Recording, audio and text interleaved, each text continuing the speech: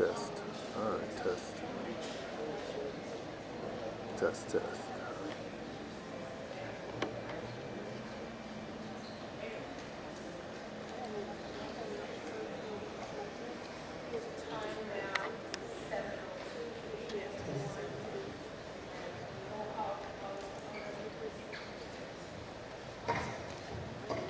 Roll call to call this to order.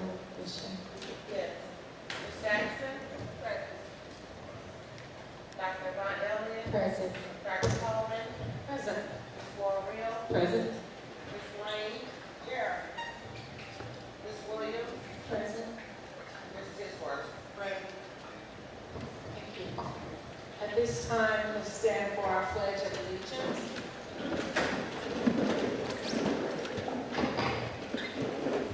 I pledge allegiance to the flag of the United States of America and to the republic for which it stands, one nation, under God, indivisible, with liberty and justice for all.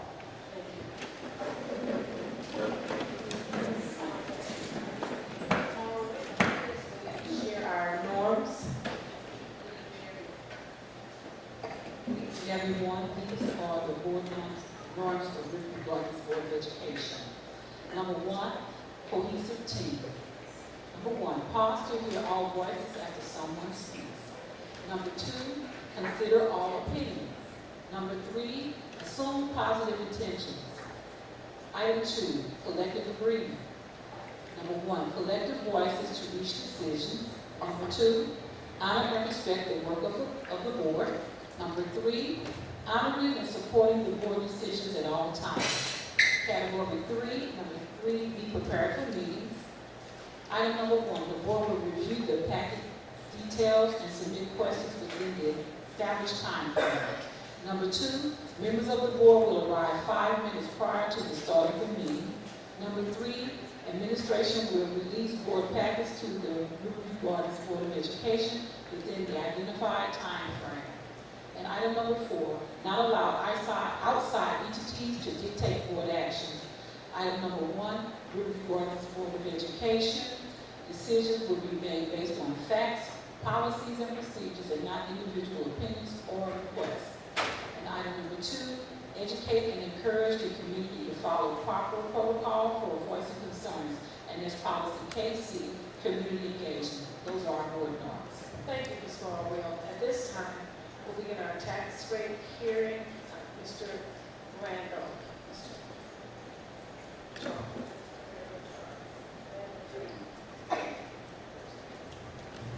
Good evening. Good evening. Very quickly, later this evening, during the regular board meeting, the board will be asked to approve the tax rate for 2024. But as required by law, we have to post that information at multiple sites throughout the district. We did do that. I think I provided all the board members with a hard copy of something like this. I did that because the Word document and the Word document, the spacing didn't translate well, so a little bit jumbled. But I will go into more detail later, but we are also required by law to provide an opportunity for public comment, and as I understand it, that is what we're doing right now. So I will step aside and allow you to do that. Dr.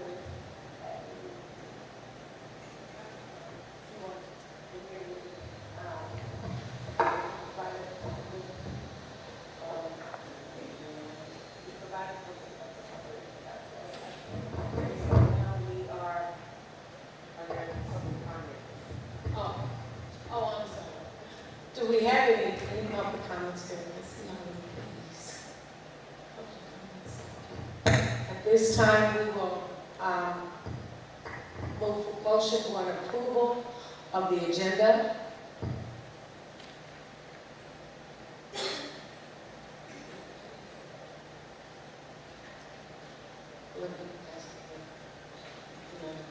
Are there any public comments?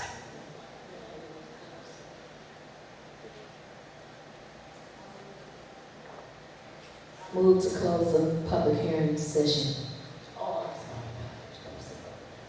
right. So at this, is there a second to close? Kind of close. Madam Chair, I second.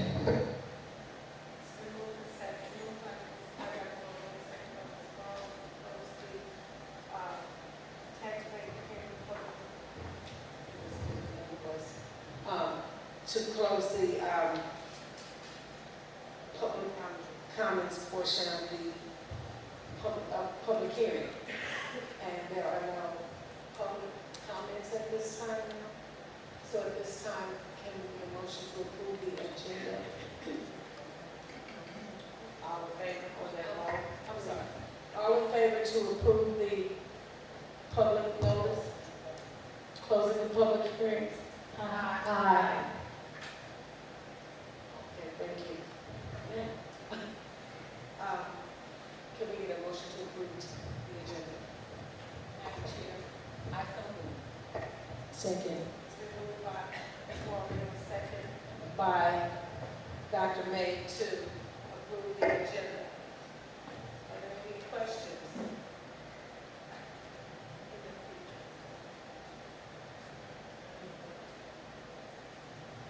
all in favor? And Aye. any opposed? At this time, I'm ready to go. I see you guys on the Riverview Gardens Excellence, and I see Mr. Sistrom has lots of good stuff. Absolutely. Lots of good stuff today.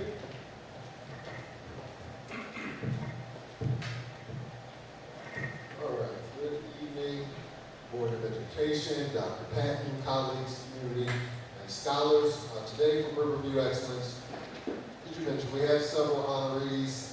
First, I would like to ask Adrian Seals to stand. Adrian Seals.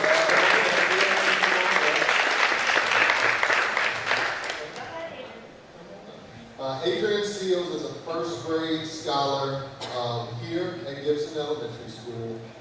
He comes into the office, second grade, got some misinformation, thank you. He's a second grade scholar at Gibson Elementary. That's fine, you can talk to the board, that's okay. And he comes to school every day.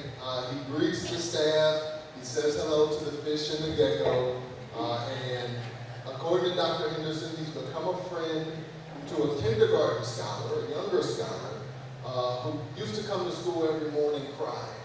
And Adrian sort of took the student under his wing, walks the student to class every morning and helps him feel more comfortable. And now the student doesn't cry anymore. So, really good. Thank you.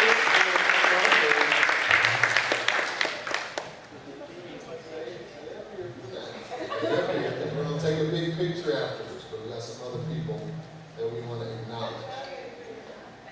Also, the Gibson custodial staff, Chris Campbell, Ashley Williams, and Pam Churchman, if you're here.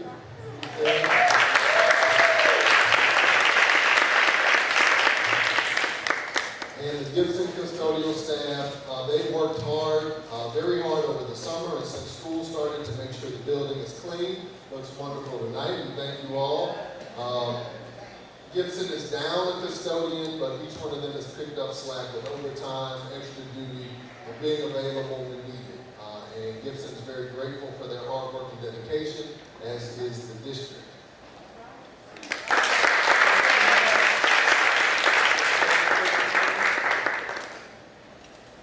Thank you, everybody.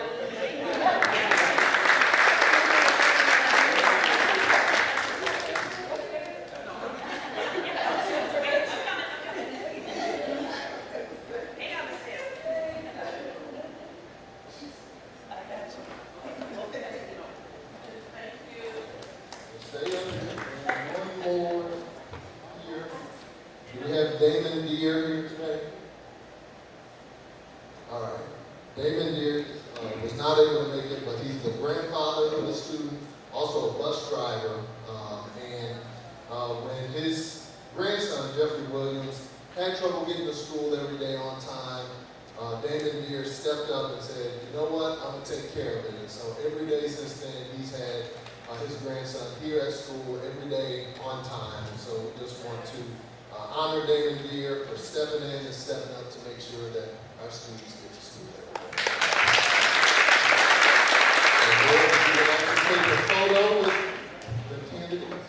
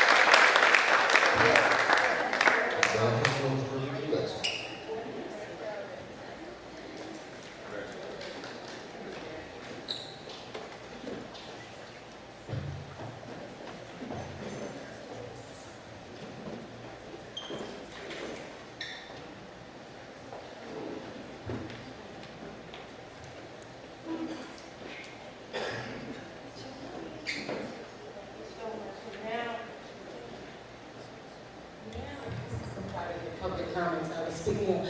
We don't have any, no one turned in a form. So, is there anyone who has a public comment regarding our agenda? Thank you very much. At this time, announcements. Do you have any announcements we want to share before I start writing them?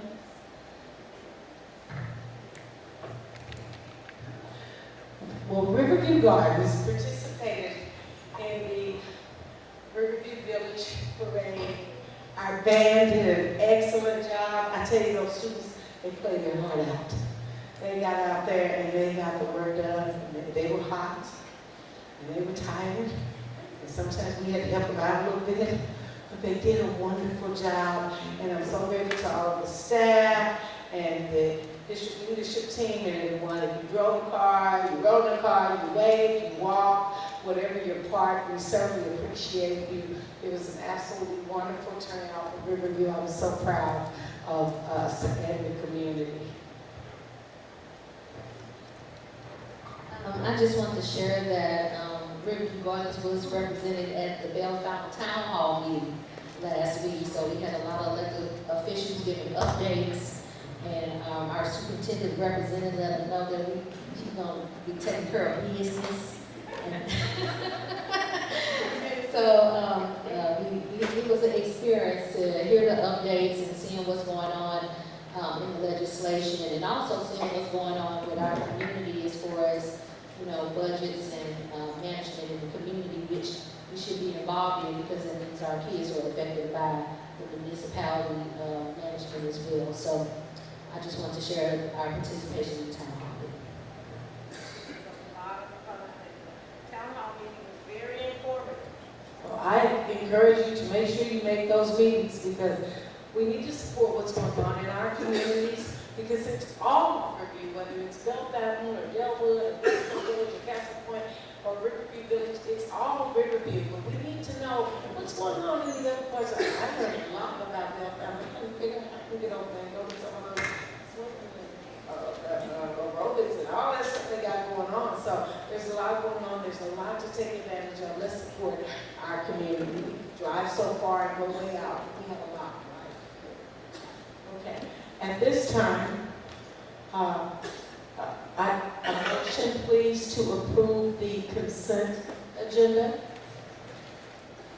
Chair, I so move. It's been motioned by Ms. Morrow to approve the consent agenda. For a second. Second. And second by Ms. Lane. Are there questions?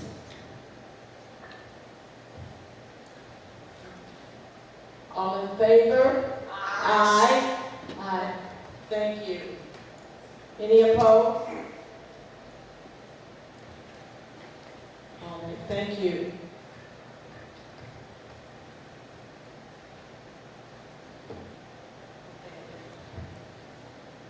I can move into superintendent's comments. Thank you, Dr. Coleman. First of all, Dr. Coleman and Dr. May stole two of the things I was going to say. So I have a little attitude about that, but I'll be all right. All right. You want me to say it again? We had a great time at the Riverview, the City of Riverview Parade. I want to thank the team that came out to support us. We had board members out there. We also had our staff members out there. So everybody who came out and handed out bags and shook hands to our community, thank you for coming out and representing. We had a great time. I also wanted to comment on the Bell Fountain Town Hall meeting. I do want to thank our board members for being there as well as DLT. Members of DLT were there to represent, so thank you so much for being a part of that. On Saturday, we have our homecoming. I would like to say our 54th annual, I'm not sure what the number is, but we have our homecoming. We have about 27 different organizations that will play a role in our parade. There will be about 50 cars out there. So I invite you all to come on out. We will meet at our transportation parking lot at 8:30 on Saturday morning. So please come out. We have vintage cars, we have Jeeps, we have all kinds. We have some convertibles. I'll try to sit in the seat and not sit at the back of the seat this time. But please come out. This is the largest one we've had, and so we are excited. So please come out. It'll be Saturday morning at 8:30. We will meet at the transportation parking lot. We will go down Chambers to Bell Fountain, make a right, go down to Shepley, make another right, and then we will end at the football field on the Riverview Gardens High School campus for an 11 o'clock football game against Normandy. And as I said at the Bell Fountain meeting, Normandy's going down. So please come out and support that. I'm excited about that. And then also the Riverview parade was our first also. Riverview Gardens will schedule 4 community walks this year where we will come out to our community just to meet them, just to say thank you. We've had 2 referendums over the last couple of years, and both of them have passed with a supermajority. So we're knocking on your door to say nothing else but thank you, thank you, thank you. Introduce ourselves so that you can get to know us and we can get to know you. We've got to connect to our community. That's a way of building trust with our community. They can trust in us, and they can, if there are issues, they'll call us and we can support them. So the next one will be in November, so bundle up. So we'll be knocking on doors. So that concludes one more thing. I do want to comment. Attendance. Families, if you are listening, please make sure your students are at school. Kindergarten, first and second grade are the foundational grades. So if we can get that foundation strong for kindergarten, first and second, those students will rock 3rd through 12th grade. But they have to be there for the foundational piece. That's when they're developing language, they're developing number sets. That kindergarten, first and second are the most important grades for building educational foundation. So if you're at home going, well, it's just kindergarten. No, it's not just kindergarten, it's the foundation. So when you build a house, you don't start with the top floor, you start with the foundation, the basement of the house. That holds up the house. The same with education. So families, where's the camera? Please send your babies to school. We need them at school. We need them at school. That concludes my superintendent's announcement. Thank you so much. And we forgot to mention y'all that Riverview Gardens won the football game against University City. Don't tell her. At this time, we want to Yes, ma'am. Our first item for information is an enrollment update. This is being presented by Deirdre Liddell. She is the Executive Director of Student Support Services. Ms. Liddell. Greetings to the Riverview Gardens Board of Education, Dr. Tanya Patton, Colleagues and Community.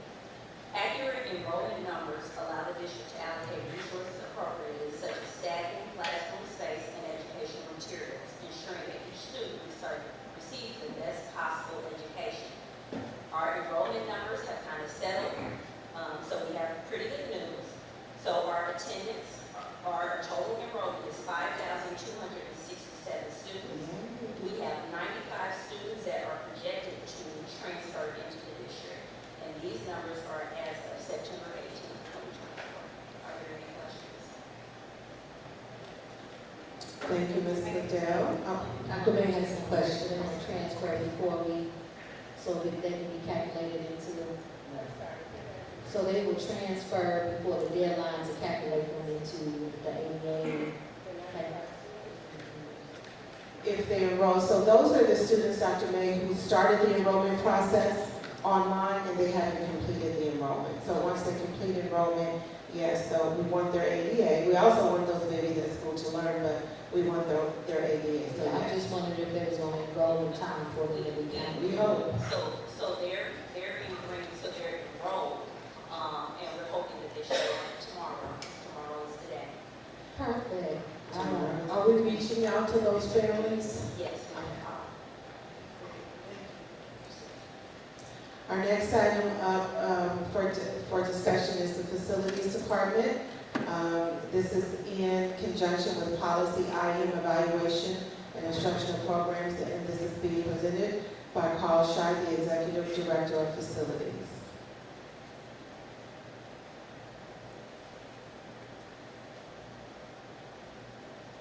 Good evening, Board of Education, Dr. Patton, colleagues, community, and scholars.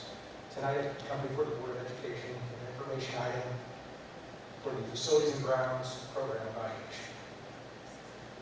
Tonight, I'm going to be touching on a few things. One is to provide a staffing update. The next is to summarize some of the department operational changes. To share projects completed during the last school year. I'll provide an update on the Composition S projects, and then talk about opportunities and next steps.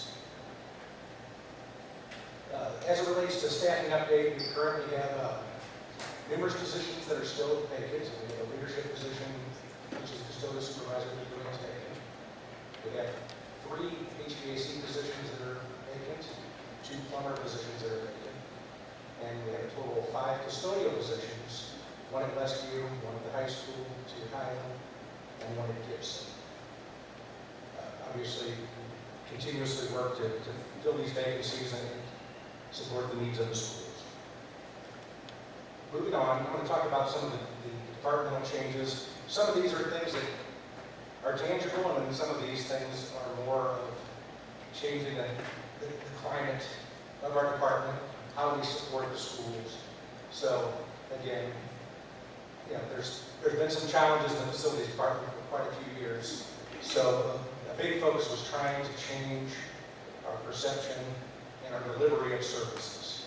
And that's what we've been pushing for this year, is to really let the schools know that we're here to support them, we're here to make positive changes, and hopefully gain their confidence that we can keep working with them and move forward to make things better for the district and for the students. And so that's been the primary focus in terms of kind of changing the climate and culture within the department. So, a lot of it has been really reinforcing the ideas, communication. So, some samples of this would be, first of all, just communicating with our department, department staff, what is expected of them, what their role and responsibility after the week. Being responsive to all of the schools and what their needs may be, and trying to communicate with them so that they know what's going on. Many times in the past, people would just call out and not hear back from anybody. So again, our focus has been trying to be more responsive, trying to be more proactive, trying to be more communicative. Also, just making check-ins with our building leaders regarding building issues, custodial issues, coordinating special events, setups, things like we're doing tonight here. All these events require the team to step up and get things done. So again, we want to do that with excellence. We've improved our communication with the safety and security team. As you know, we have a lot of challenges throughout the district, and we want to make sure our facilities remain safe. And so we've been working more closely with the safety and security team. So when we have work going on weekends, or we have things that are taking place, we're keeping the safety and security team informed, who now is here on weekends and evenings as well, of what's going on, so we can work collaboratively and keep everybody informed and safe. We have been doing some things within the department as it relates to our work order system. That used to be a black hole where people would put in work orders and they weren't sure if it would ever come out to anything. And that was one of the first things that I dug into and purged it. We had about 15 years worth of open work orders that had to be addressed. So we went from 8,000 open work orders, now we're at 238 today. So it was really a matter of working through that and identifying what had been addressed, what had not, and then focusing with our staff to knock those work orders down in a way that's done with equity so that we're serving all schools. And then that has then allowed us to focus on some of the other things that are projects that we got. So again, that's been the work of the team. Actually, another project has been our plan room. We recently have sorted and purged our plan room. So we have a room that is full of blueprints of all the buildings for like the last 100 years. So we actually have blueprints of buildings that haven't existed for 50, 60 years that were just taking up space. And it was an organizational issue because you couldn't find anything you're looking for because there were massive amounts of plans. So we've actually purged that.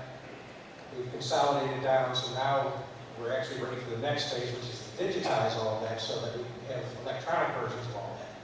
Because when you go into construction projects, first thing people are looking for are where are your plans so that they can get them and adapt them and put them to use. And that's something that has been a weakness of this district, is we just had piles of unorganized plans that need to be sorted out. So that was a big focus as well. Preventive maintenance is another thing that we introduced into the mix. While there's been talk of wanting to do this, we've introduced it into our work order system. So we have maintenance work orders that are issued to our staff that are not requests, they're actually things that we're doing proactively. Now, there's more to expand upon that, but we've introduced it, and then I will be expanding that as time goes on. So, a lot of work has been done, but a lot more work needs to be done. I'm going to bounce over to completed projects. I'm not going to read every single one of these, but it's been a busy year. A lot has happened. From pavement and floor replacements in schools to roof replacements at the high school, central services, Lewis and Clark. We did the LED lighting upgrade throughout the district. We've done window shade replacements at most of the buildings. We still have some more to go. As you're aware, we did cafeteria furniture at Central Middle School, boiler replacement at Highland, chiller replacement at the high school. We've done parking lot sealing and striping at numerous locations, clearing some overgrowth and vegetation. There's a lot more of that to do. At several locations, we did some revamping of the transportation building, as well as giving the facilities building a facelift. A lot of hallway painting this summer at numerous schools, as well as cafeterias and gymnasiums. And then we did a lot of flooring work, really, over the last spring and summer, as it relates to main offices, libraries, teachers' lounges, all of those areas that are listed in the presentation. We put the new marquee sign in place in front of the high school, and then we had some other boring things like water meters, sewer line replacements. Those are things that had to be done. So that's just kind of an overview of some big projects. We'll shift gears into process. Okay, so as we're aware, our community voted in favor of a $25 million no tax rate increase bond issue that was passed in April of 2024. And the following projects were identified to be the focal point: HVAC replacements, building roofs and exteriors, interior and exterior door replacements, lock replacements district-wide, secure entry vestibules built, and ADA accessibility issues addressed, fencing and security on school grounds, security enhancements and command center improvements, exterior lighting improvements and conversion to LED lighting, athletic field improvements, and then window shades, technology infrastructure, and school kitchen improvements.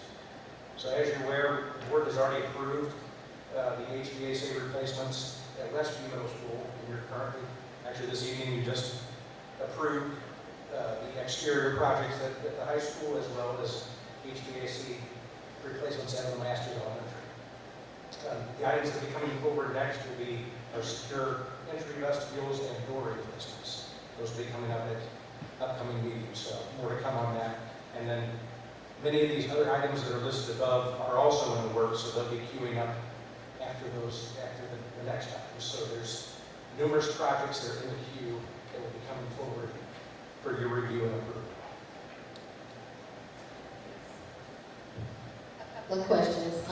My first is related to safety. I think I was online and saw some type of door stoppers for if there was a mass shooting. What is the conditions of our doors now in preparation for something like that? Do they all lock or? That is the underlying problem. So most of our doors are not even up to fire code.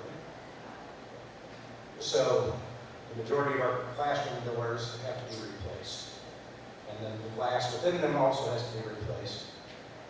And then when they're replaced, they will be getting new door hardware as well, so that they are opening and closing properly, latching properly, so that there is a level of assurance that they are working and are functional and safe.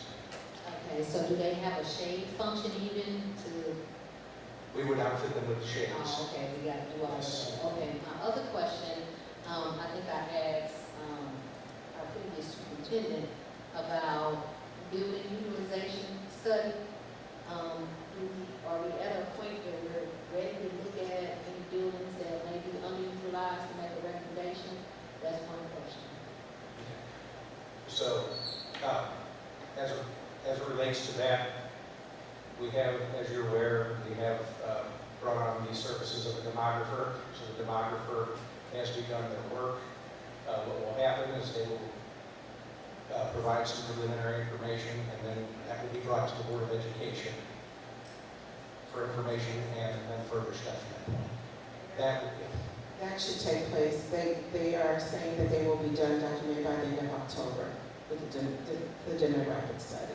Okay, and I think the add-on of a bit of the facility audit was something that we were going to talk about later. Yeah, that is work to be done as I proceed to the opportunities next steps. I will touch on that. All right, sounds good. Thank you. Okay, so let's go ahead and move on to opportunities next steps. So obviously we're going to continue to review and adjust our staffing plan and assignments to meet the needs of the school district. I'll continue to work with the CFO and the superintendent to budget, prioritize, plan, and execute facility improvement projects district-wide. We would like to proceed with the development of facilities capital plan, identifying the current, intermediate, and long-term needs of the district. You are correct that the district does need to get that done. So we will just have to figure out how to accomplish that, but it is a priority of the district, and we'll be working on that. And then obviously, as always, I'm going to continue to report out to the board to let you know where we're making progress, where our challenges lie, and what the needs of the department are, and seek your support to lead to success. At this point, that concludes my presentation. Happy to take any questions you may have. I do want to applaud Mr. Scheid and the facilities department. They have done an excellent job over the last 2 years. Give them a great big step back for the job. You all have done a great job. The district looks great, and you all are very responsive when we need you. So I do want to say I appreciate you. It also reminded me of when we are having our meetings in our schools, the work that it takes to make this happen. So thank you to the facilities department for what you're doing. Oh, I haven't forgotten about this team. I'm coming to them next. And the technology team. See, now they're going to think I said it because you said something. I was saying it anyway. And to this technology team, because they come over, they make sure it's done, they make sure we're ready, they make sure the microphones are working. Thank you all to this team. We could not do this without you, and I mean that, all of you, from the bottom of my heart. Thank you for what you do. Thank you.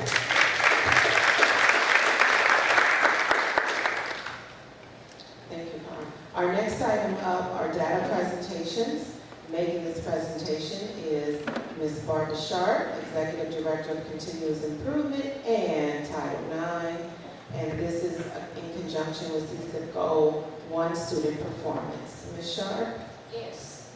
Good evening, Board of Education, Superintendent Patton, colleagues, and members of the community. During the 2022-23 school year, the Riverview Garden School District adopted a professional learning communities at work initiative. With this goal of shifting from a school culture to moving towards high levels of learning for students, there have been many changes and many opportunities for the district to advance. In working with school improvement guidelines which have been identified by the Missouri Department of Elementary and Secondary Education, our partner solution tree, and certainly the colleagues within the Riverview Garden School District, all K-12 principals in the district are asked to provide evidence to demonstrate to this community that student performance is occurring in this district, and staff members are really focused on student learning. So tonight, Dr. Crystal Henderson, the proud principal of Gibson Elementary School, where we are now seated at this particular time, will come to us and she will present her data at this particular time. Dr. Henderson, we welcome you at this time.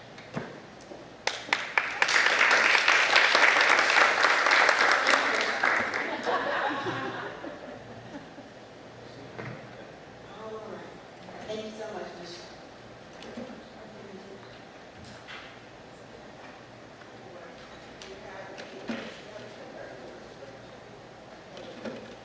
Good evening, Riverview Garden Board of Education, Dr. Patton, colleagues, and community.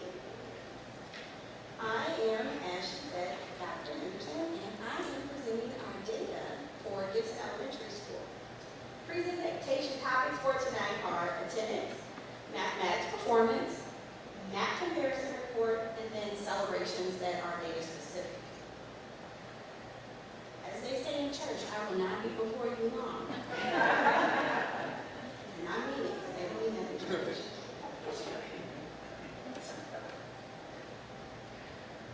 The average daily attendance for Gibson Elementary School is a major strength for our school, with attendance ranges ranging from 83.8% to 92% in the previous school year. This trend continues in our current school year with 88.58% in August to a current of 90.15%. And of course, I say current because the month is not over yet for September. Like many schools, Gibson Elementary School is challenged in the state's expectation that 90% of our students will be present and attend school 90% of the time.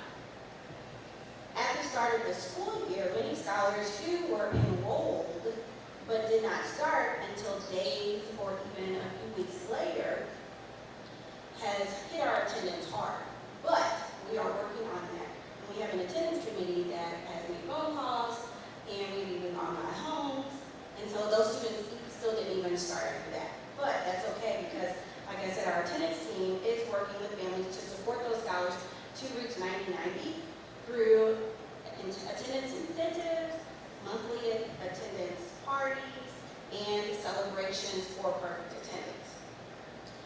I also want to say that scholars without immunization was also a factor, and so we went from 8 pages down to 4 pages, and now we're only down to 6 of our scholars received immunizations today, so that was good.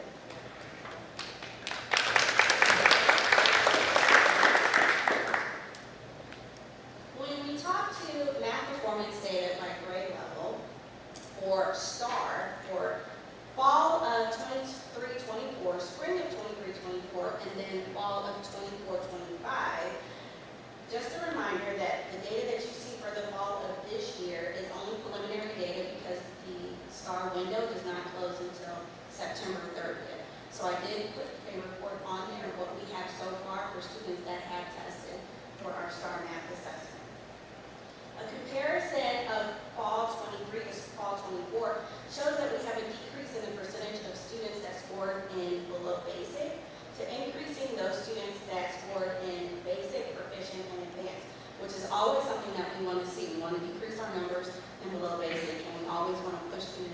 up to proficient and advanced. For this current school year so far, as you see, we have a lower percentage of scholars scoring in below basic in grades 3, 4, and 5, which we are really excited about because STAR data is a good determining factor of how well they are going to do on the math assessment. We hope to continue this trend throughout the year, which we know we will because we have lots of great things in place to help us continue this trend, including school-wide interventions that we do across our grade levels and the work that we're also doing with solution tree. So when we look at our MAP comparison data, so you see on here 2022 through 2024, what we decided to do was follow a group of scholars from 3rd grade into 4th grade into 5th grade, and that's the data that is shown here in this chart. So again, the data that you see for 2024 is only preliminary data because those scores are embargoed by the state of Missouri. The data that you see is showing the scholars making an increase in their math performance index, also known as MPI, in ELA, and this group is also showing an increase in the number of scholars that are scoring proficient and advanced, from 3rd grade up through 5th grade. 2023 was a hard year for us. We can say we had a lot of challenges with a lot of staff being out. We had a lot of challenges with student behaviors, but we were able to turn those things around last school year with the interventions that we had in place. Like I said, the work that we were doing with Solution Tree, and then the work that we were doing in our collaborative team meetings for grade levels, and our data team meetings. So we were able to see our scores jump back up from 23 to 24 in all areas. This group is also showing an increase in the percentage of scholars that are showing proficient and advanced in science also. And we know that across the United States, it's not just a Riverview thing. Across the United States, math has been a concern for all districts. For some celebrations, there are lots of things that we want to celebrate, but we just wanted to hit on a few of our celebrations. For ELA, which is English Language Arts, we, in grades 3 and 4, we had an increase. Grade 3, we had an increase of scholars scoring in proficient and advanced from 3.75% to 12.5% on the map, so we're very excited about that. We also had, in grade 4, an increase of scholars showing in proficient and advanced from 8.22% to 15.87%, so we're excited about that. In math, in grades 3, 4, and 5, we saw an increase in our scholars showing proficient and advanced. Grade 3 went from 2.5% to 4.1%. Grade 4, 1.39 to 4.76. And grade 5, 2.53% to 4.55. So even though it was small increases, it is still an increase, right? A win is a win. We'll take it. Also for science, we saw an increase in grade 5 for those scholars who showed an increase in proficient and advanced from 5% to 7.58%. So we're very excited about the work that we're doing here at Gibson Elementary School. I'm going to say this, Dr. Patton, I remember my meeting I had with you last year. She said, Dr. Henderson, I'm very concerned about all this red that I'm seeing. I said, I'm not, because I see growth. And then I pulled up the growth of all of our scholars and I showed her, and this celebration that I shared with you today is indicative of that growth and hard work that we did last year.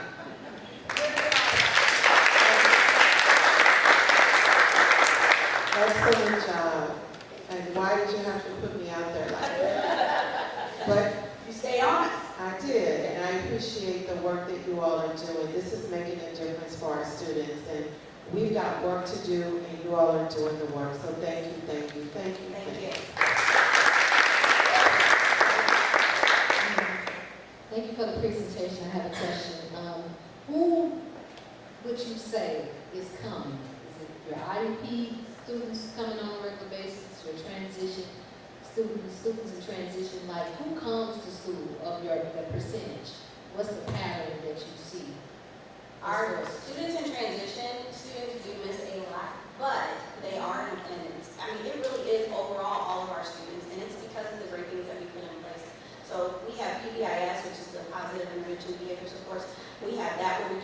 celebrations and the children want to be here for that.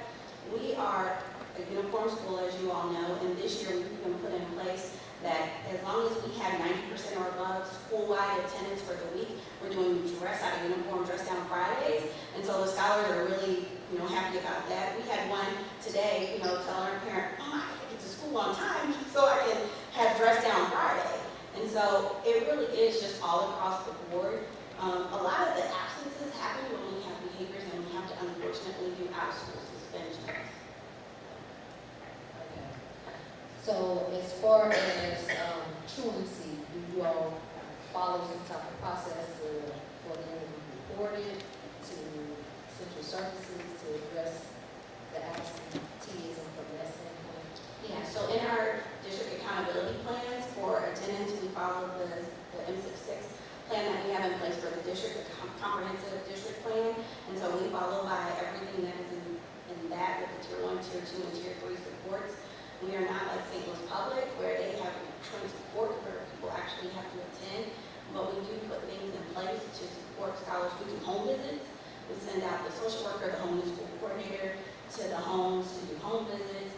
We send out the step letters, and then we also, like I said, do the incentives for those students that are at school on time. So we do have a few student scholars that also they're sick, and so they are out for a couple weeks at a time in the hospital, but we are able to recoup that attendance also because they're on homebound.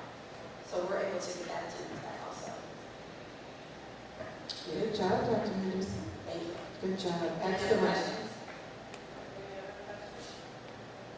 I Okay, do want to also acknowledge her assistant principal, Ms. Brooke Bennett, back there. Congratulations. And we have a gentleman that we're going to pause for the cause and acknowledge because he is here, and I think it's important that we acknowledge him. Good evening again, and I read the Riverview Excellence for Mr. Damon Deere. He has since arrived, so we just want to have him come up really quickly, present him with his certificate. Mr. Deere is the one with his grandson who's getting here every day. And Mr. Deere, I don't want to put you on blast. I don't want to say what you told me, but when you first arrived, you told me something about receiving the award. If you could just share that with the board. No, I was just saying that this is my grandson, and I was only doing what I was supposed to get him to school. I didn't know that he was missing a lot of days and all that, but I go to work every day, and I pick him up every day. You stepped up. You stepped up. Thank you. Thank you. Thank you. Thank y'all. Oh, we need a picture with you, sir. We need you to come right up here. Right, so we're going to give you proof. We're going to give you proof that you were here. Thank y'all.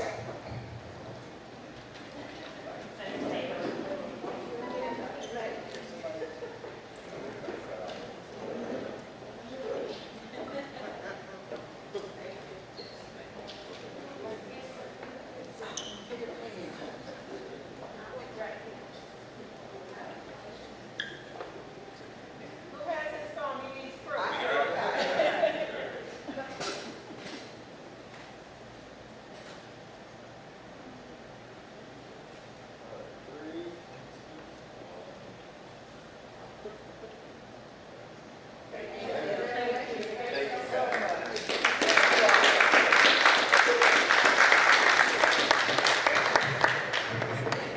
Everybody wants that.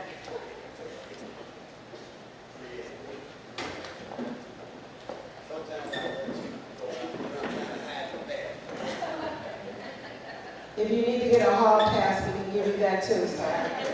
All right, our next item up for discussion, information,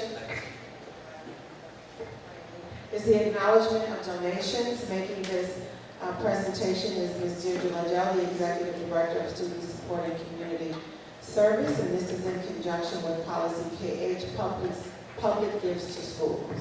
Ms. Liddell? Donations play a critical role in supporting schools by providing resources that may not be covered by traditional funding.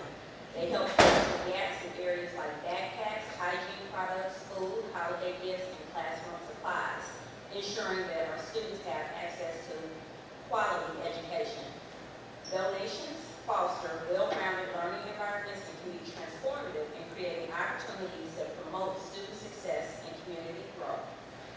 The Office of Student Support Services kindly requests that the Riverview Arts Board of Education acknowledges the donations as mentioned on behalf of the district from fourth quarter of the 23-24 school year. Are there any questions? Yes, please. Dr. Patton, I know that our previous superintendent was working on, I guess, rebuilding the relationship or finding out about the foundation. Do you know where we are with our relationship with the foundation and we get donations from them as well? I do not know directly with the foundation, but we are building relationships with the Riverview Gardens Alumni Association. And so we are building that kind of relationship with them as well. So, but directly related to the foundation, I'm not, but I'm going to make a note of myself, Dr. May, to find out. Thank you. Thank you, Ms. Liddell.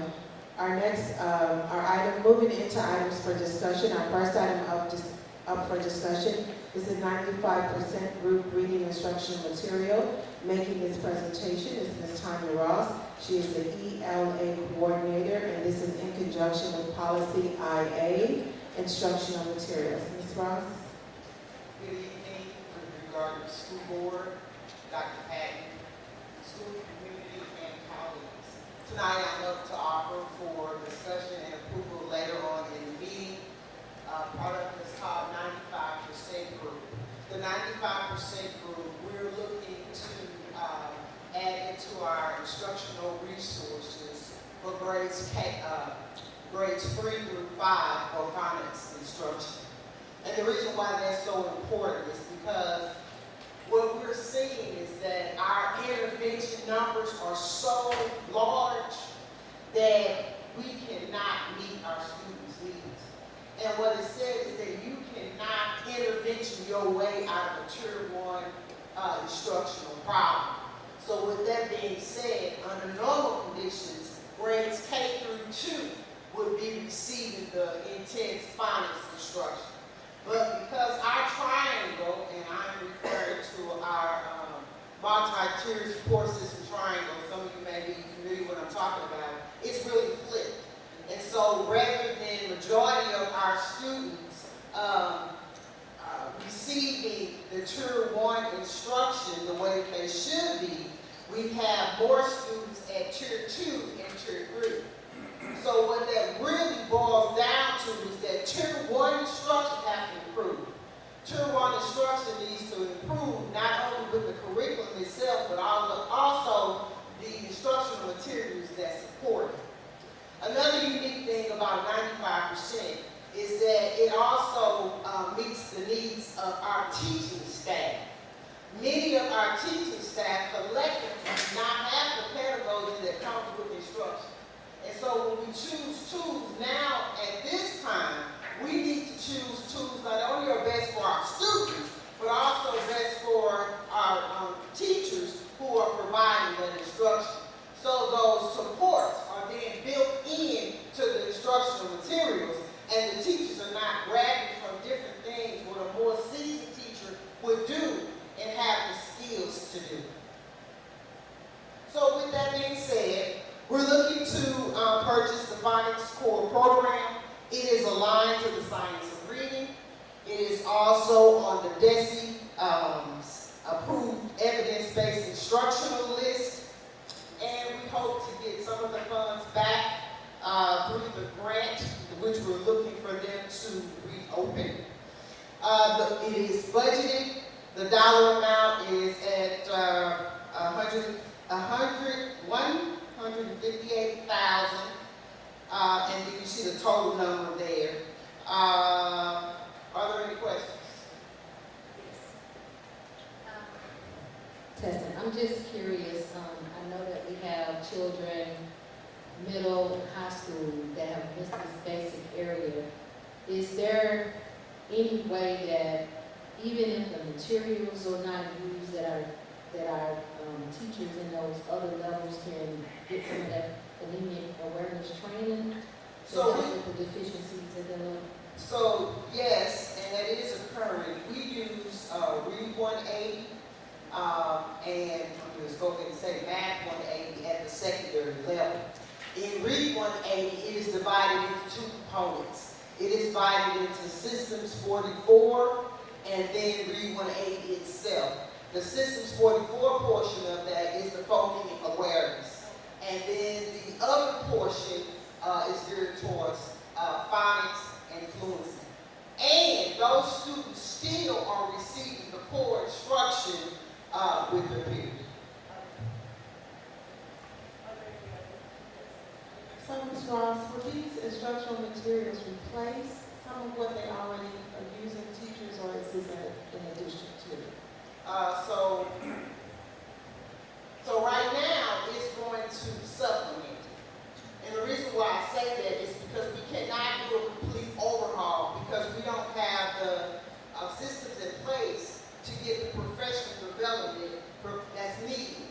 So what will happen is that we'll kind of sprinkle the professional development along the way and then sprinkle the resource in. And when will we receive these materials if it's approved? So we're looking for the state to open up the window for the grant. And once the window for the grant is open, we're looking to go ahead and expedite that process.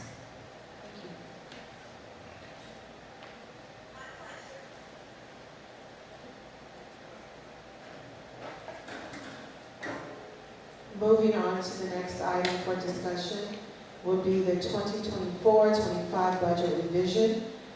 Making this presentation is Ms. Randall Charles.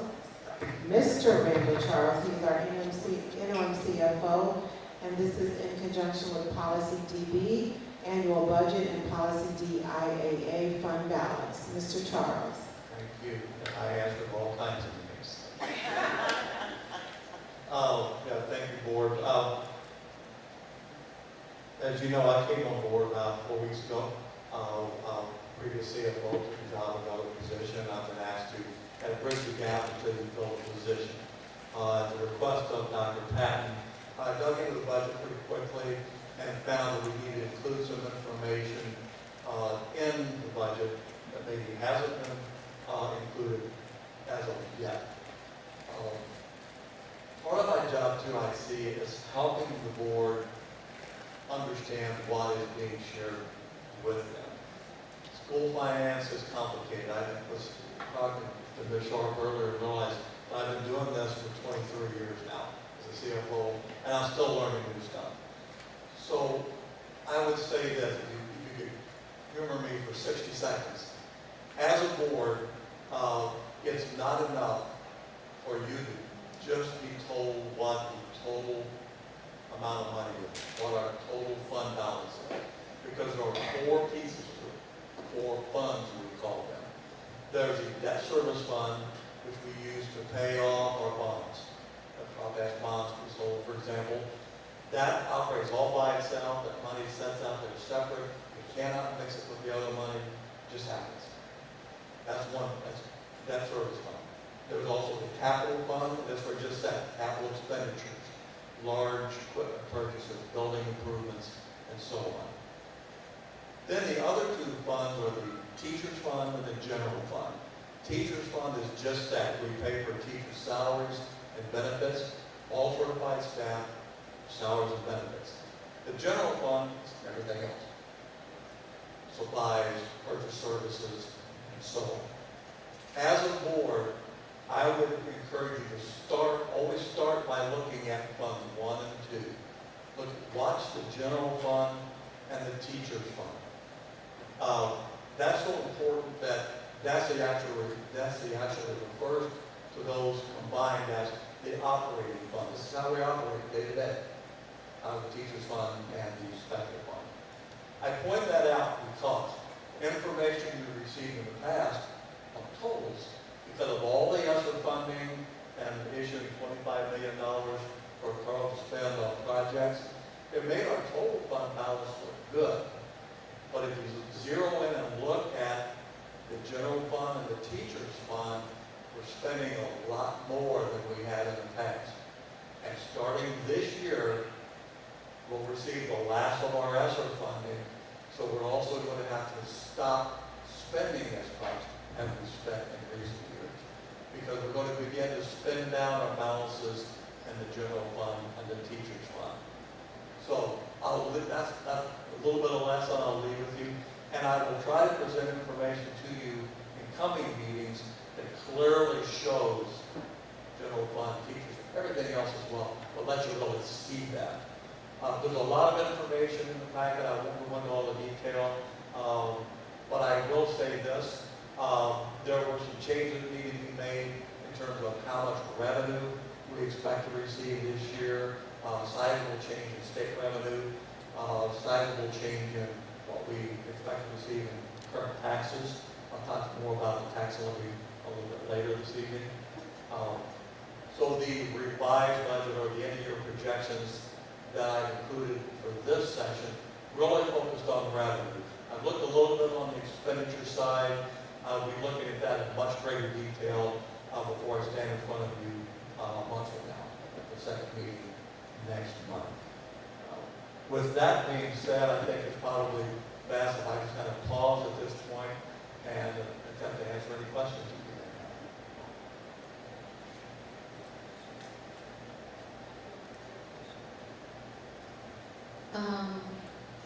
Let's see, I don't think I have a question at this time, but my understanding is that we'll probably look to get that additional information before we actually approve the revised budget, the expenditure part.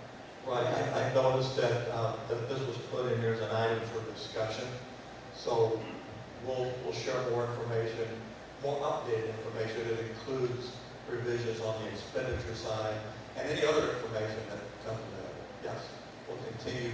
Every month you're going to get the best information and most up-to-date information we have. Okay, so in comparison to the superintendent proposed plan, what is the fiscal plan? Like, is there any need for each department to do a 5% decrease like they do in some other school districts when they're wanting to propose a decrease where the departments have to be told, you got to do 5% increase in your budget?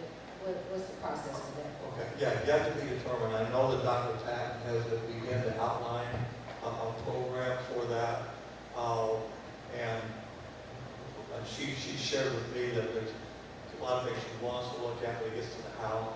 Right, so Dr. Bay, there are 8 areas that we are going to look at. In all of those areas, there will be cuts in all of those areas. And when I say cuts, I don't mean that we're cutting personnel. I just mean that I met with the leaders of the departments. They are armed with what they need to do and how they need to monitor. We're going to look at purchase services. That line item is going to be reduced automatically, just simply because a lot of the things we were doing in COPE with the ESSER funding, we no longer have. So that's going to go down automatically, but we're going to look at other ways. We're going to look at everything from purchase services to professional development, right? We have a 1% of the 1% of ADA to spend, and so we're going to spend that 1%, but we're not going to go over that 1%. So in all areas, the 8 areas that I've given you all, that's the draft, there will be reductions in all of those areas, and when we come back together, I will be able to quantify in all of those areas what we're going to do. So you'll get a more detailed one that includes how much we'll be cutting and or reducing and how much we'll be saving. I do want to make this clear, we are not going to compromise the education of our students. We are here to educate students, and we will not compromise the education of our students, but we will look at other areas where there will be reductions. Okay?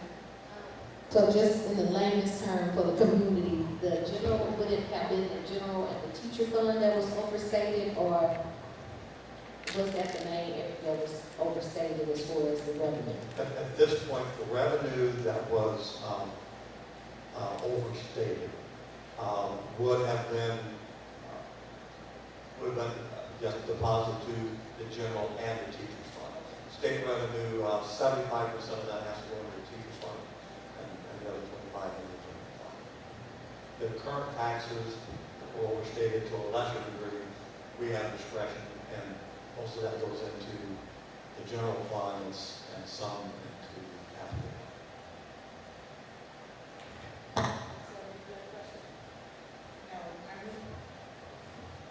question, I have a suggestion, I'm going to make a motion that we actually postpone the revised budget information that we have right now until Mr. Charles has the opportunity to gather all of the information that he needs so he can make a more complete and thorough presentation to the board and to the public. Good. Second.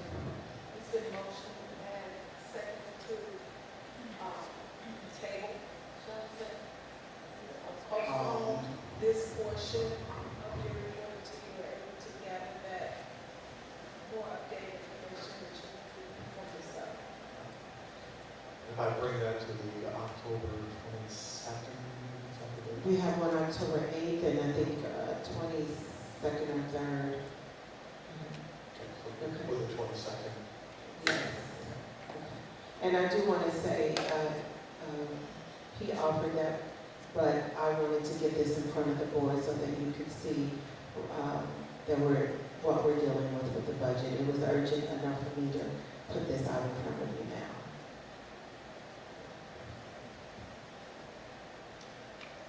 Thank you, Mr. Charles. All in favor? Aye. All opposed? One opposed.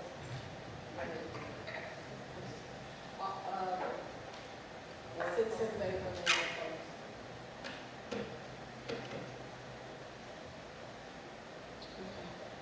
opposed. Our next item up for discussion is our Grow Your Own grant. Making this presentation is Mr. Travis Ford, our HR Assistant Superintendent, and this is in conjunction with Policy DD grants. Mr. Ford.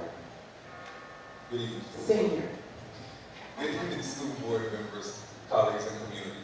Today I'm bringing before you the Grow Your Own grant. One of the essential goals of the workforce and staffing section of our CSIP is to create a diverse recruitment pipeline. To achieve this goal, HR department completed the Grow Your Own grant application through DESI. I am pleased to say we were recently informed that our grant application was approved and that we have been awarded the $10,000 Grow Your Own grant.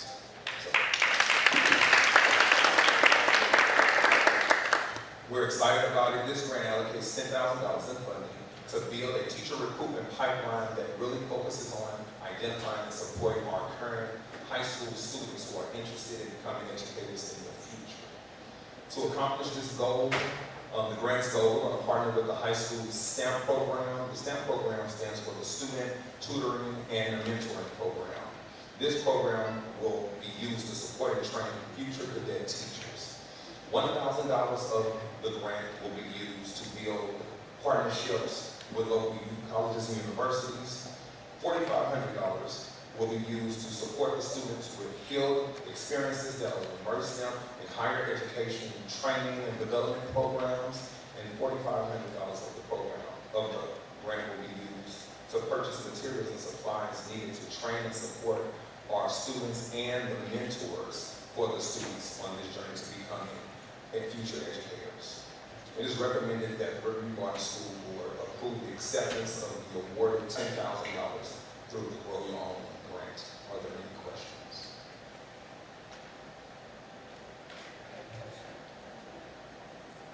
I would like to make a motion to move that item to an item of action. I would like to make a motion for the Grow Your Own grant to be moved to an item of action. Second. I'll second. It's been motioned by Dr. May and seconded by Ms. Martin to move the Grow Your Own grant to an item for action. All in favor? Aye. Opposed? Thank you. Thank you. Our next item up for discussion is the Riverview Gardens High School commencement ceremony. So facilities use. Making this presentation is Dr. Smith, the principal of Riverview Gardens High School, and this is in conjunction with policy IRFB.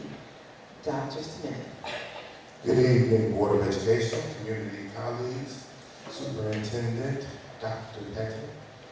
I'm Dr. Jared Smith. I'm the principal of the Riverview Gardens High School, and I come before you to request approval to return to UMSL for our 2025 commencement. Those of you that have been to UMSL and been to our commencement, you know that it is a very high-class affair. UMSL has treated us very well. They are, at this point, they're really one of our partners in education. And so we definitely want to continue that partnership with UMSL. And so I am asking that the RGSD Board of Education accept the facility use agreement submitted by the University of Missouri St. Louis and allow the university to serve as the site for the 2025 commencement ceremony scheduled for Thursday, May 22nd, 2025 at 6 p.m. Are there any questions? Dr. Smith, repeat that day so everybody knows what the graduation is. Graduation is Thursday, May 22nd, 2025, promptly at 6 p.m. Okay, now Dr. May just said we're going to get those special cards. No pressure, but that's what the previous principal made sure we all had. Our cards are going to be holographic. I'm just playing, I don't have that much money. No, you do not. They'll be paper.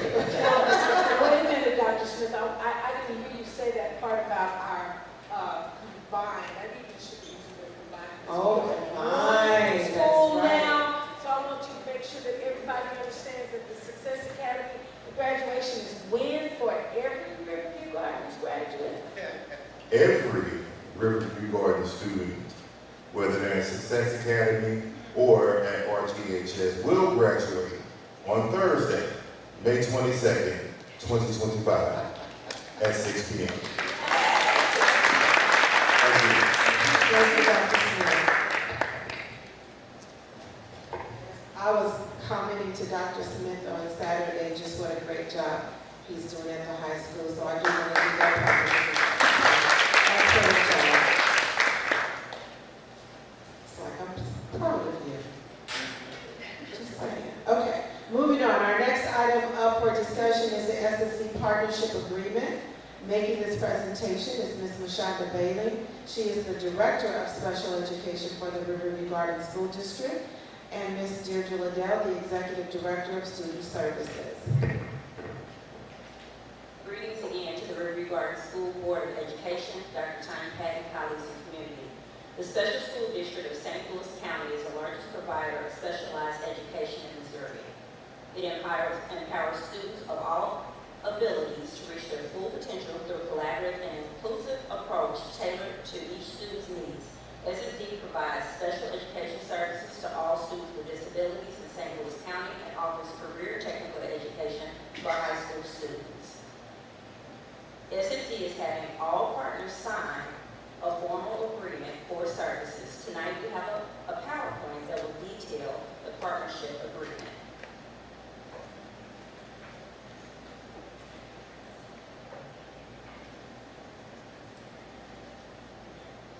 The partnership agreement of the 24-25 addresses compliance with the Individuals with Disability Act, IDEA, which mandates the states and school districts implement policies and procedures aligned with federal guidelines and provide special education services. Okay, can you all hear me?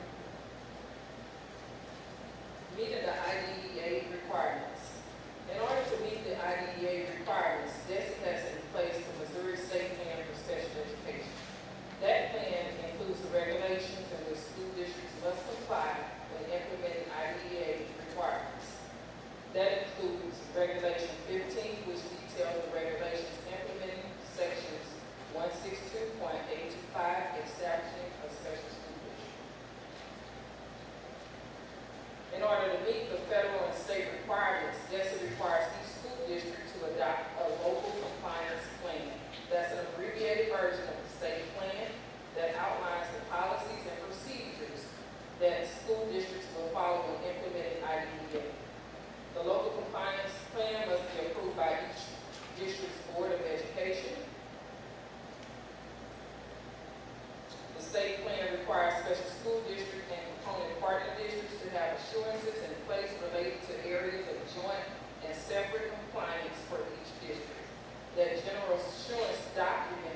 is an abbreviated version of Regulation 15.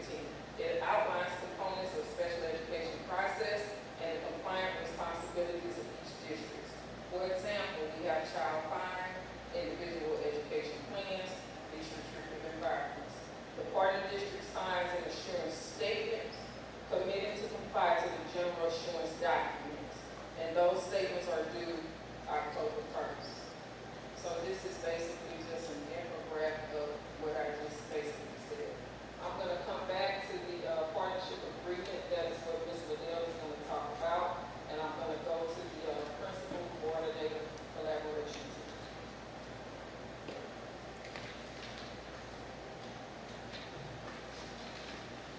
Okay, so the collaboration tool is basically designed to promote a collaborative, authentic, face-to-face conversation addressing the working relationship between the coordinator and principal. There are 4 focus areas with that, and it supports consensus and opportunities to collectively address barriers impeding the collective relationships. And this is also connected to category 3 for that partnership agreement. It also promotes effective collaboration, facilitating collaboration, and also there is a criteria for measuring that.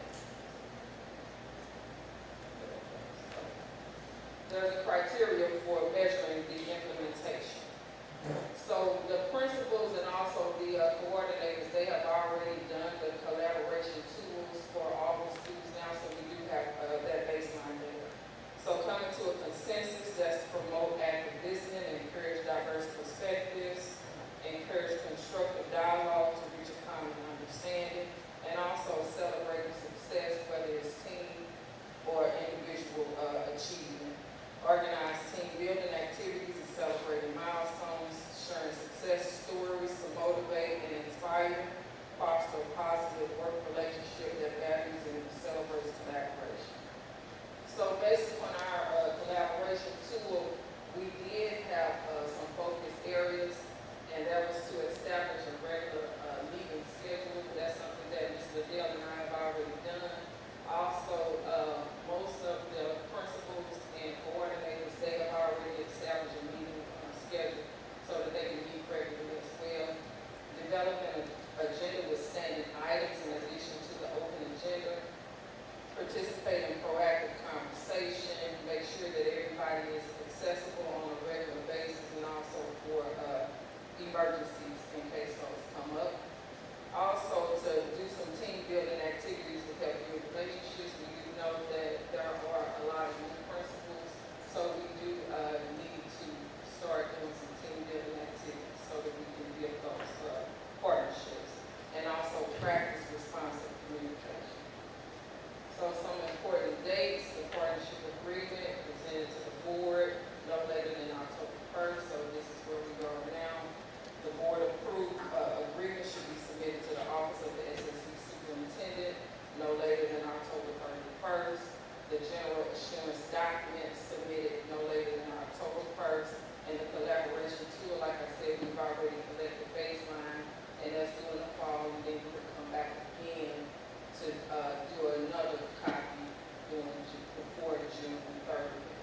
And based upon that, action steps are completed, and then information is reviewed to see what we need to do moving forward.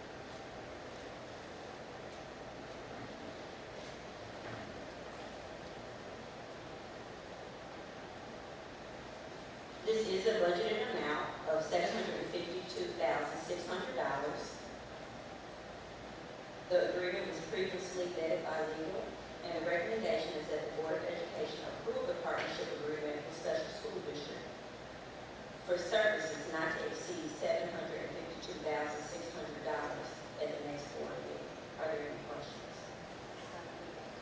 In regards to that amount, are we getting money from the state for special education? Does it go to them? It goes, Yes, POPC and basic formula goes to SSD to support our students, so yes. so that amount that she's referencing is that and not something that's coming out of our budget? It does come out of our budget. So the POPC money and the basic formula money that we get SSD gets it, but there's a difference, and so we're paying the difference of that. Okay, so when it comes to the resources that the students need, and you go to them to get those resources, do they purchase them out of the money that you're paying them? How does that work? SSD provides all of the materials that the students that they serve needs, who are receiving that particular service. So if it's a math service that they're being pulled for, yes, SSD would provide manipulatives and things like that. The students are getting some instruction in the classroom and typically move to the smaller environment to get one-on-one support. So the SSD, the special education teachers in the building support them with the materials that's provided by them. Okay, my other question was about the model. Are we doing a resource or a self-contained, a mix of both? What type of services are we getting from them? We have a mix of both. Mix of both. We have self-contained in the high school building. We have self-contained high school, middle, we have AV classrooms, we have resource, we have, co-teaching, we have a little bit of everything. I rarely hear anything about any curriculum for them. So what type of curriculum is being used for the special education students that's self-contained? So within the self-contained classrooms, if it's a functional classroom, they're utilizing ULS, essential elements, because those are scholars who take the alternate math, so it's math A. And resource, we do have programs those scholars are being pulled out for. So for example, for math, we have numbers at the elementary level. We also have 6 reading programs for scholars who are accessing resource. At middle school and high school, we have language live for those scholars who are being pulled out into those smaller classes. Within, we also have access algebra, explore geometry, so we do have different programs that those scholars are being utilized.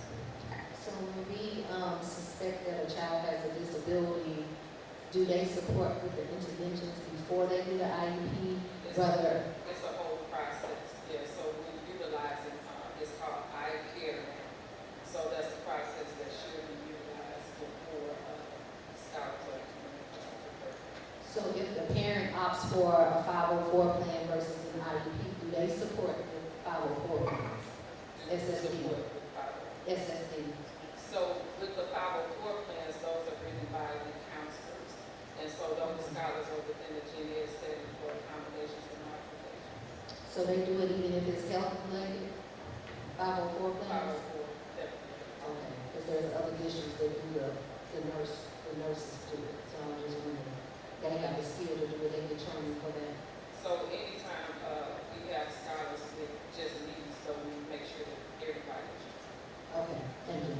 Curriculum-wise, can you tell me what is the difference between the 504 and the care? So the 504 is a plan that's written by the counselor. And with that, those scholars have like accommodations and modifications with that. And with the iCare, that is what they used to call the care team, but it's iCare. And so that's when a scholar is struggling, they're putting together a team meeting so that they can put in interventions and strategies, monitor the progress to see if the scholars make progress. And Dr. May asked about the curriculum. My question is, the platforms that you mentioned, are they closely paired with the curriculum? So does it modify the curriculum or is it something totally different? We utilize great depth of standards. So we're going to make that so all IEPs are really Thank you, that's what I was talking about. Yes, Ms. Williams. Good evening. The dollar amount here is made up of several different programs for the students. How do you arrive at the dollar amount? So the dollar amount is arrived at by what we paid out last year. So it's pretty much like when you think about basic formula, it's sales tax that's collected locally that's given back. So it's a formula for that. And then we use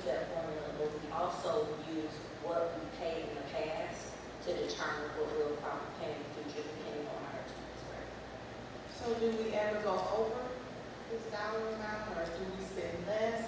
How does that work? There have been times where we spent over, because there's no way of knowing when our bills are gonna come in. So it does not necessarily run from July 1st through, so sometimes when our budget is closed, we're still receiving these bills from other districts. And I'll also add that there are times that we pay over because of the basic formula on property. The calculation is not always the same every year, so it depends on how much we get. Thank you. Dr. Patton, you probably could answer this. Do we have counselors at every school to perform the interventions that you just mentioned? We have counselors at every school. Okay. Yeah, we have counselors at every school. There is no counselor at early childhood because Missouri Model Guidance covers K through 12 counselors. Okay, so is there somebody to support them if they do need it, like another counselor? We have other counselors that we pull for support, but really Missouri Model Guidance say K-12, but Riverview Garden School District is all hands on deck district, so we make sure that we cover where we need to. Thank you.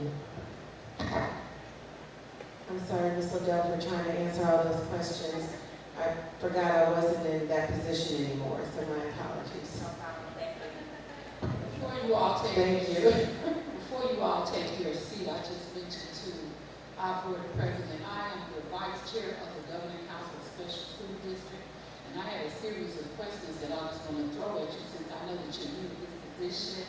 Just like me, and not to catch you off guard or anything like that, but they know how passionate I am about our students that receive services through SSD. And I just want you to know that I appreciate you answering the questions correctly and honestly, and I'm going to let Dr. Macklin know that. Well, so Mashonda Davis, she is taking Dr. Chatlin's position, so I do want everybody to know that. She's coming from the high school, and she's doing a great job. Ms. Liddell, did you have something else?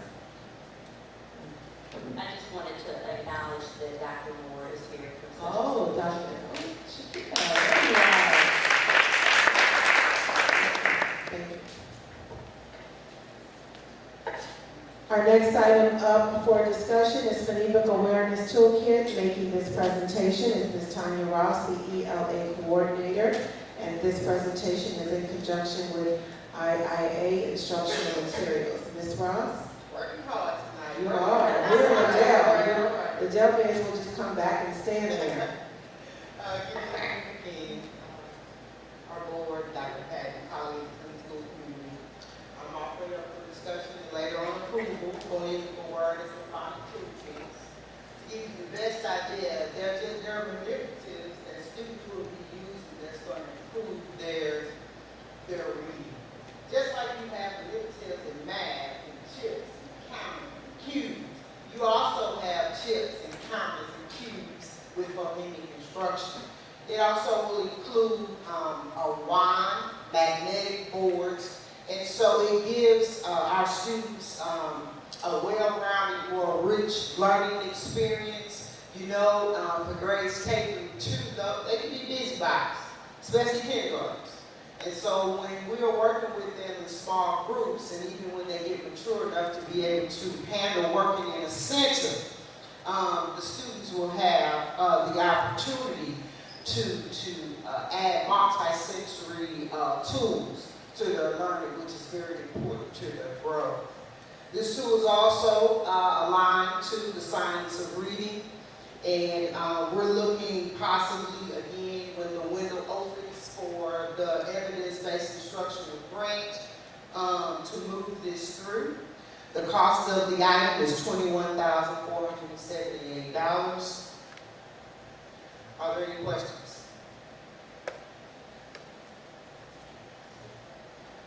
Training, the rollout plan, so that the teachers can be acclimated to the. You've heard us say before that our teachers are in letters training.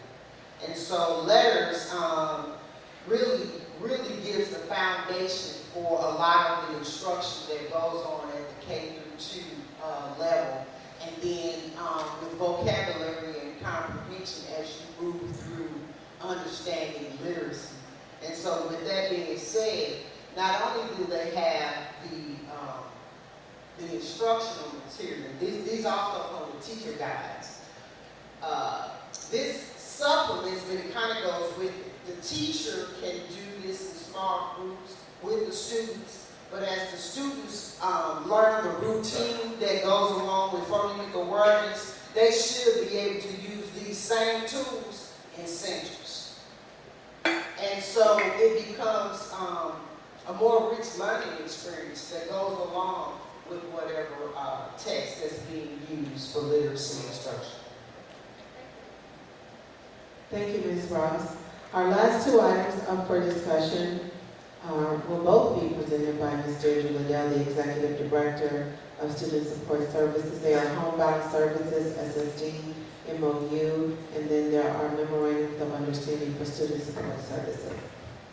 Greetings again. The goal of this MOU is to ensure wraparound services are in place for students for academic success.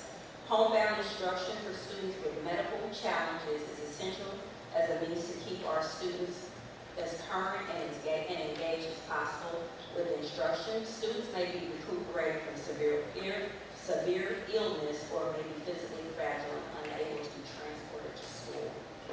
The budgeted amount for this is $43.50 per hour. The contract was vetted by legal, and it is a recommendation that the Board of Education approve this contract for homebound services with special school districts to provide educational instruction to students who need to be educated from home due to illness. Are there any questions? Last night at the SSD board meeting, one of the things that they mentioned as far as the homebound services are concerned as well is if we have a student that is on suspension and that they would be able to receive those services as well. Yes. So I was just wondering if That's included. that's included, okay, okay, thank you.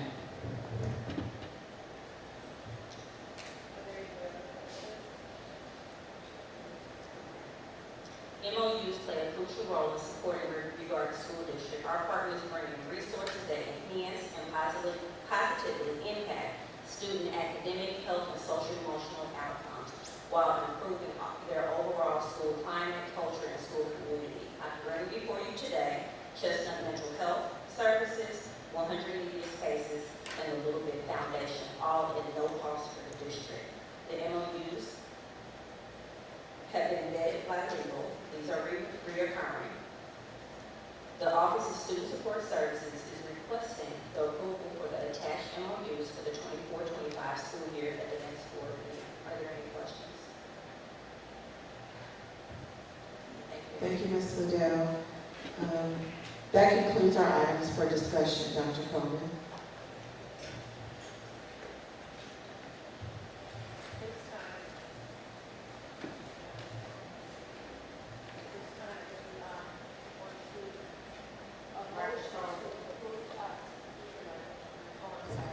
At this time, a motion to approve our items for action to include the Grow Your Own grant. Madam Chair, I would like to make a motion to strike item D and replace it with the Grow Your Own because it's being moved to an October meeting. So my motion is to approve the 2024 tax rate for the phonics toolkit, 95% group reading instructional materials, and the Grow Your Own grant. Madam Chair, myself. It's been motioned to approve the consent agenda, the items for action to postpone the budget revision and to include the Grow Your Own grant. Are there any questions?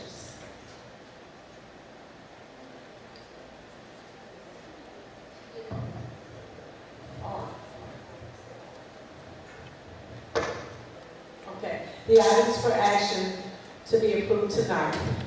The 2024-25 tax rate, phonemic and phonics toolkits, 95% group reading instructional materials, and the Grow Your Own grant. And we're going to move the budget revision to the October meeting.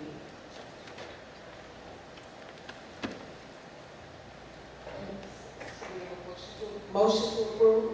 Okay.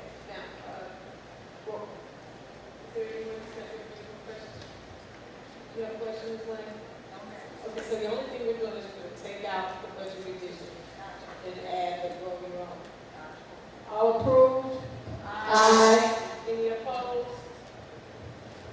Thank you. At this time, I know you want to wait. Motion to adjourn. Second. It's been motioned by Dr. May, second by Ms. Maria, to adjourn. All in favor? Aye. I know there's no one that's, Have a great evening. Thank you for your time and your service.